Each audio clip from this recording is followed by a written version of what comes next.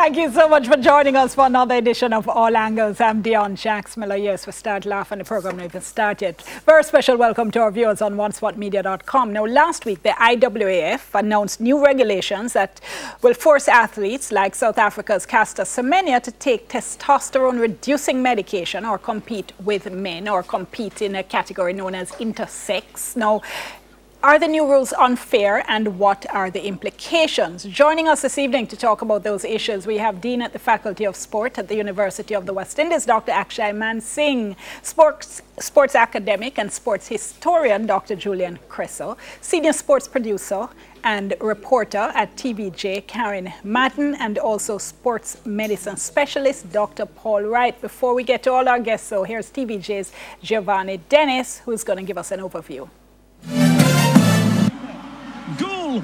Making a very good run for third, now challenging Wambui for the silver, but nobody can deny the class act that is Caster Semenya, three-time world champion, twice Olympic champion, and now Commonwealth Games gold medalist. It will be Wambui in second place, a new Commonwealth Games record.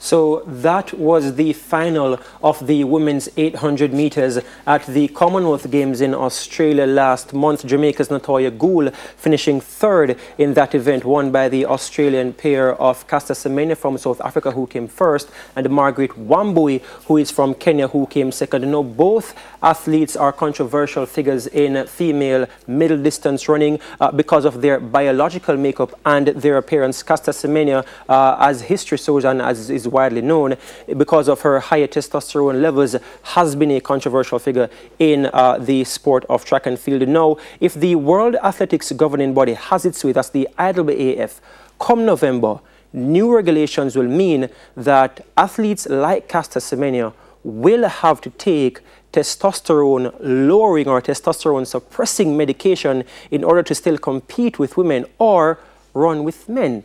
Now, with me to explain the new regulations that will be coming into effect is my colleague from the sports department, my colleague reporter Jordan Fort. Jordan, new rules coming into effect, lots of backlash already.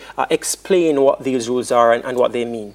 Well, essentially what the rules are is athletes with what they call DSDs, differences of sexual development, are being essentially asked to take testosterone-lowering medication, as you said, or compete with men, because it has been, you know, widely thought of by scientists, by some scientists at least, that these athletes do have an unfair advantage competing against women, and that their performances are more similar to what we would have seen from men.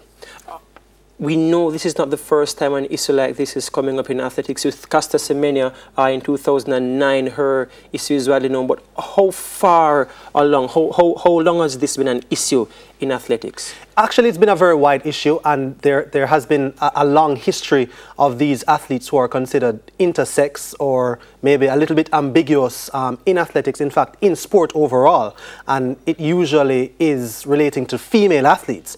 In 2015, an Indian athlete, Duty Chand, a young Indian athlete, sprinter, runs the 100 and 200 as specialization, got the Court of Arbitration for Sport to put a hold on the IAAF plans to ban it then. Remember, Semenya herself was actually suspended from competing back after 2009, after she won the World Championships as an 18-year-old, and was out of competition for 11 months subsequent to that, winning gold in the 2009 World Championships in Berlin. So this has been going on for a while. I just want to draw your attention on screen right now. Margaret Wambui, who is from Kenya, young athlete as well. Nothing has been proven conclusively with her, but what's the position with her? What's being said now in the world of athletics? Well, there has been speculation over her own sex as well, over her eligibility, or, you know, there's concern raised over her eligibility. Should she be eligible to run as a female? In fact, the three athletes who actually finished 1, 2, 3, I think it was at the 2016 Olympic Games in Rio in the 800 meters for women, Francine Niyonsaba from Burundi is the third. There were also questions raised over her sex as well. And so those top three in the 800 meters have come under the microscope. Only Caster Semenya, though, that there have been tests that have been done, certainly that have been revealed publicly, that her sex was actually tested for. Nothing official has come out about Wambui or Nyan Saba for that matter. Okay, I want to thank my colleague Jordan Ford from the Sports Department. Dion, all this new regulation and all the implications of it will be known come November 1. If no challenge is made or if this thing is not taken back to the Court of Arbitration for Sport once again. But this and how it affects Jamaica's Natoya Gould in all of this is certainly something that is up for discussion. And of course, I'm pretty certain you will clarify that with the panel and look at all the implications. So it's... Thanks so much, Giovanni. In fact, I saw a BBC report that India's Chand has offered her legal team to Caster Semenya, so they're obviously already thinking past that. All right, so let's talk about some of the issues here, and let me put this on the table because politics is in everything. Everything is in politics, and one report I was looking at in the Huffington Post said, why are we not celebrating Semenya's greatness as we have done with Usain Bolt? Semenya, the author says, is a black woman from a country located in the global south who does not fit Western ideas of the feminine, and so she must be stopped to make the playing field more fair for other competitors. Paul Wright disagrees though, because he says the rule is fair. Why, Dr. Wright? Well, we have had this problem for a long time. And when you look back in history, you remember in the 1932 Olympics, there was a lady named Stella Walsh who won. She was in the United States, and there was a big move to get her to run for United States, but she didn't. She ran for Poland, and she won. And she ran back again in 36 and came second in the 100. But in her career over a 24-year span, or a 12-year span, she has had at least 20-odd world records. She has world records in the discus, she has world records in the long jump, and also all the sprints. And she met her demise in 1980 when she was shot.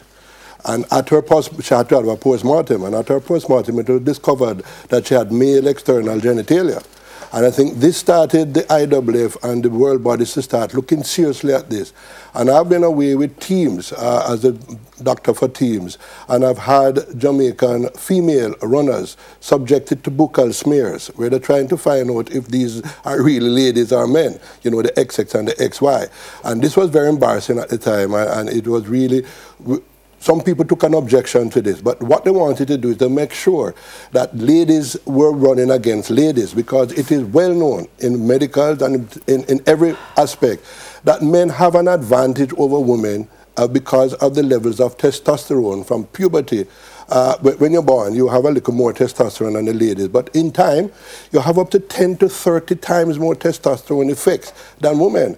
And you have to protect women against competing against men, and we have done this all the time. But now we find out that there is now a shady area.